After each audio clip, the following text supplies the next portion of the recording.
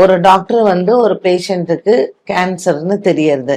அப்ப அந்த பேஷண்ட் கிட்ட நம்ம சொல்லி தானே ஆகணும். அப்பதான் அவங்க எவ்வளவு தூரம் அவங்க கேர்ஃபுல்லா இருப்பாங்க, இல்ல மெடிசின்ஸ் எப்படி எடுத்துப்பாங்க, இது எல்லாமே அவங்களும் பார்க்கணும் இல்லையா? இப்ப நம்ம வந்து இப்ப அவங்களுக்கு ஒண்ணுமே இல்லைங்க, நீங்க நல்லா இருக்கீங்க அப்படின்னு டாக்டர் சொல்லதான் சொல்லுவாரு.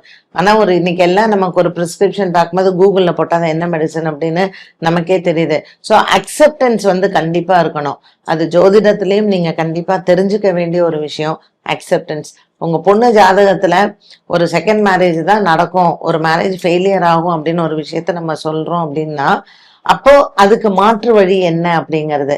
அப்போ ஒரு டிவோர்ஸ் ஆன ஒரு பர்சனை கல்யாணம் பண்ணிக்கிறது, இல்லை ஏற்கனவே என்கேஜ்மெண்ட் ஆயிருந்தோம், அந்த மாதிரி ஏதாவது ஒரு காம்ப்ரமைஸ் நம்ம பண்ணதான் வேணும். இது ஜாதகத்துல கிரகங்கள் வந்து என்னைக்குமே பொய்க்காது. கிரகங்கள் எப்படி இருக்கோ அப்படிதான் நடக்கும். அப்போ நம்ம ஒரு விஷயத்த அதை உண்மையை நம்ம சொல்லும் பொழுது கண்டிப்பாக அந்த அக்செப்டன்ஸ் அப்படிங்கிறது அந்த ஜாதகருக்கு இருக்கணும். அது எல்லாருக்கும் வரும் அப்படின்னு சொல்ல முடியாது. அந்த அக்செப்டன்ஸ் இருந்து ஏத்துக்கிறவங்களுக்கு நான் பார்த்திருக்கேன், சக்சஸ்ஃபுல்லா இருக்காங்க.